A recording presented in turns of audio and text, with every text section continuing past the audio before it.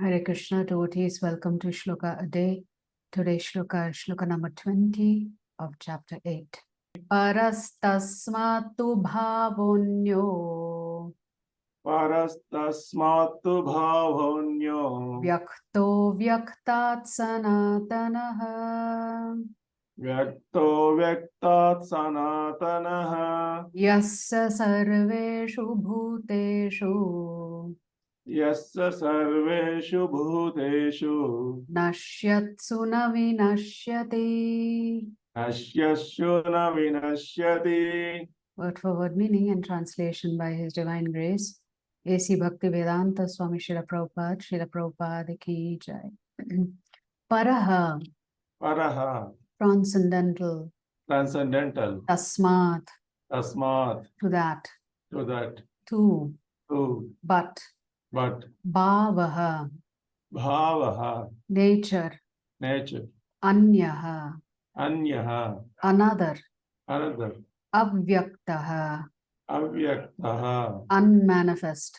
unmanifest. Avyaktat, Avyaktat, to the unmanifest. to the unmanifest. Sanatanaha, Sanatanaha, eternal. eternal. Yaha saha, Yaha saha, that which. Sarveshu, sarveshu, all. Bhuteshu, bhuteshu, manifestation. Nashyatsu, nashyashu, nashyatsu, being annihilated. No, never.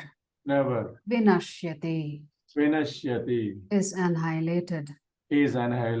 Translation. Yet there is another unmanifest nature. Yet there is another unmanifest nature, which is eternal. And is transcendental. To this manifested and unmanifested matter. To this manifested and unmanifested matter. It is supreme. And is never annihilated. When all in this world is annihilated. That part remains as it is. So here the Lord is now speaking about the spiritual world. So far the Lord has spoken about the cyclical nature of the material cosmos, things that are created, maintained, and destroyed, and how this cycle continues. As long as there are jivatmas that have karma, the cycle will continue. So this particular shloka and the next shloka is going to be a stark contrast between that world which is dukkhalem shashvatam to that world which is sanatanaha, that is transcendental, paraha, param. So this particular world, the Lord says, when everything else gets destroyed, this particular spiritual cosmos remains as it is. It is eternal, it is transcendental, it is unmanifest. Unmanifest means it was never created, it always existed.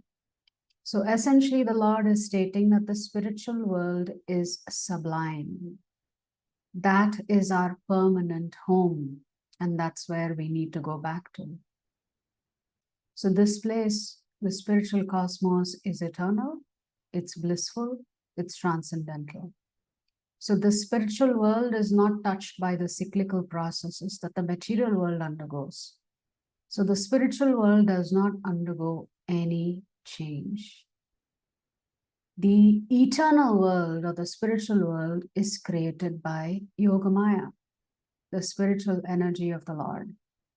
The material world is created by Mahamaya, the separated inferior energy of the Lord. So later on, in Shloka 42 of the 10th chapter, the Lord states that only 1/4 of his entire creation is in the material dimension.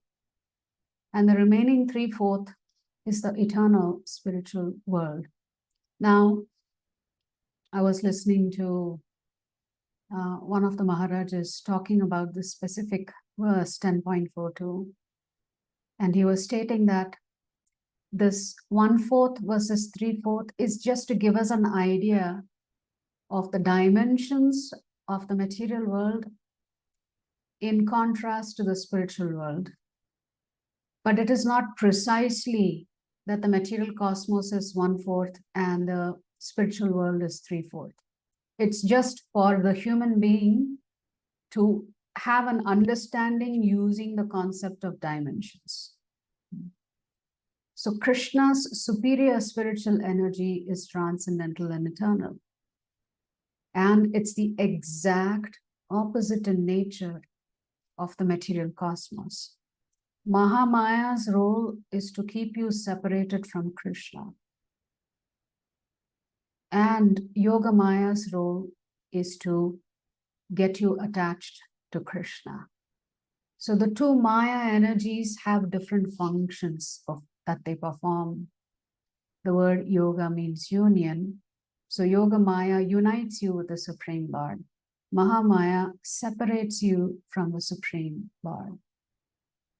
I was listening to a wonderful lecture by His Holiness Swayam Keshav Bhagavan Maharaj yesterday.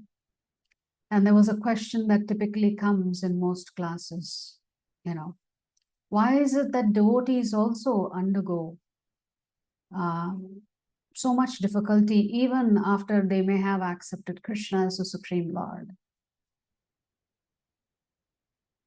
And he gave a most wonderful answer. Maharaj gave a most wonderful answers, and I wanted to share that with you. So when a devotee declares that they have become a devotee of Lord Krishna and they've become an exclusive devotee of Lord Krishna, essentially what they have declared is they have declared war against Mahamaya. And Maharaj was explaining so beautifully what happens when you declare war. When you declare war, you're going to anticipate some incoming fire. It's just the nature of you declaring war. So if you declare war against Mahamaya, then you're going to be tested. Your faith in Krishna is going to be tested. Your attachment to Krishna is going to be tested. And are you willing to stand up in that battle that you yourself have declared? Nobody asked you to declare war against Mahamaya, but you chose to declare war against Mahamaya by selecting Krishna. So naturally, Mahamaya is going to test you. Test your resolve, test your faith, test your enthusiasm, test your determination.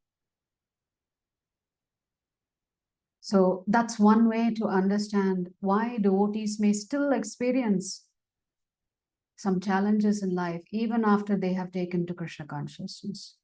However, the nature of Yogamaya is to increase your attachment to Krishna. But also the nature of Mahamaya is by putting you through those tests to give you an opportunity to get even more attached to Krishna. Although her fundamental role is to separate you.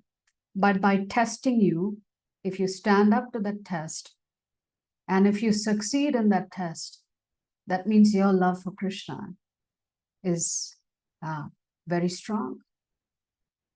The foundation is strong. So we've already understood what is the superior nature and inferior nature in the 7th chapter.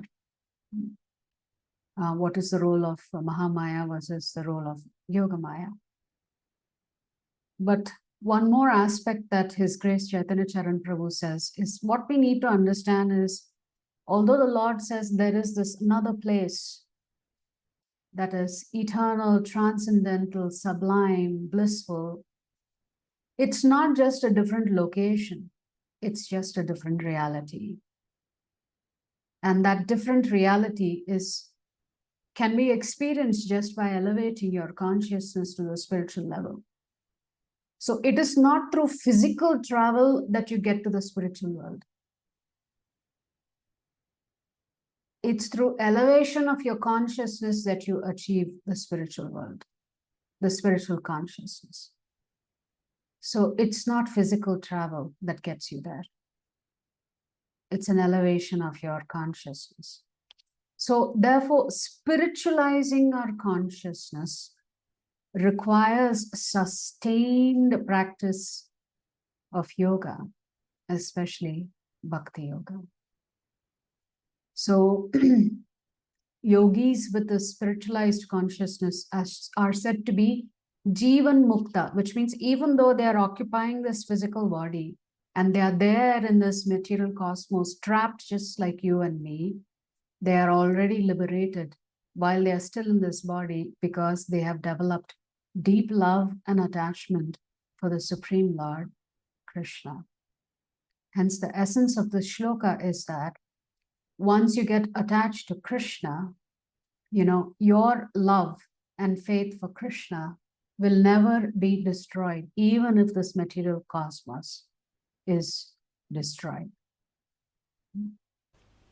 If you like our videos, please subscribe to our channel and turn on the bell notification.